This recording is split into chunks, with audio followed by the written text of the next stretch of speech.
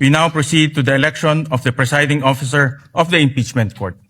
Senator Judge Panfilo Lacson is recognized for the election. Point of order, Mr. Presiding Officer. Yes, we recognize the gentleman from Taguig. Thank you, Mr. President. Mr. President, Mr. Senate President and Presiding Officer, as the preamble of the Constitution said, imploring the aid of the Almighty God, and as you said yourself, that every stage of this impeachment, we have to make sure na patas, we have to make sure na may due process, we have to make sure that it is fair. It is very clear in the Constitution of the Philippines that the presiding officer is the Senate President.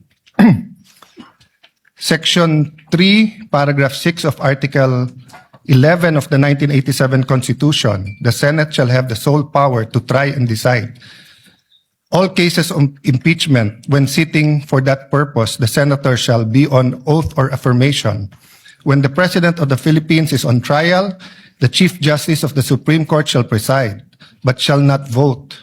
No person shall be convicted without the concurrence of 2/3 of all the members of the Senate. I will go to that other 2/3 inquiry later on because this is another threshold issue, Mr. President.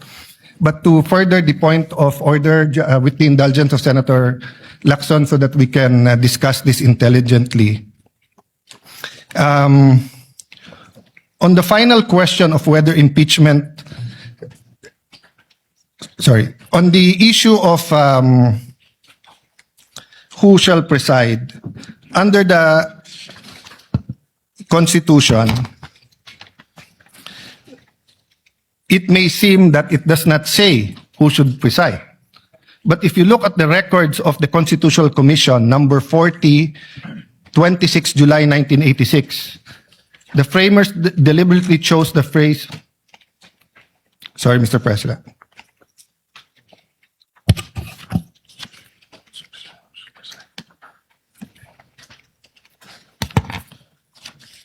I am referring to Section 6, Article 11, and then Constitutional Commission number 41, 27 July 1986.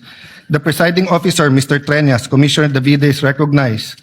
Thank you, Mr. Presiding Officer. I have some proposed amendments on Section 3, subparagraph 5. The presiding officer, Mr. Treñas, the gentleman may proceed. Mr. Davide, who later became Chief Justice, this is without prejudice to whatever amendments may be accepted by the committee when the Aquino amendments will be taken up. It would consist in adding a new sentence on line 20 before the phrase "no person shall be convicted," inserted the following: all other cases, the President of the Senate shall preside. The presiding officer, what does the committee say? Mr. Munsod, it is not understood that when the President of the Philippines is on trial, it is only time when the Chief Justice of the Supreme Court will preside. It is necessary to say that the Senate President shall decide during all the time. Presiding Officer, Mr. Davide, Mr. Presiding Officer, I precisely presented this because we had a distinction when it comes to the Chief Justice Supreme Court. But with that clarification, that in all other cases, it should be the President of the Senate who shall preside, I withdraw my amendment. So it is but elementary, Mr. President, in statutory, especially construction of the Constitution, that the spirit as well as the letter is followed. The spirit of the Constitution is that it is the Senate President who will preside. This is not an ordinary statement, dictum, or it was not a capricious statement in the discussion. Precisely because the Senate President is elected by the majority. As an example, when Senator Pimentel did not like the vote and did not vote with the majority, he offered to resign. So the point, Mr. President, is this. Number one, institutional integrity. We need to protect the legitimacy of these proceedings.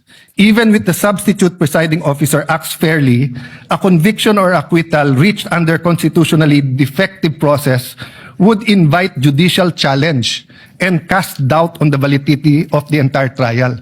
Do we want to go 30 weeks? If we follow the number of days submitted in the pre-trial, 62 and 30, and 3 days every week, so 30 weeks yon. Then after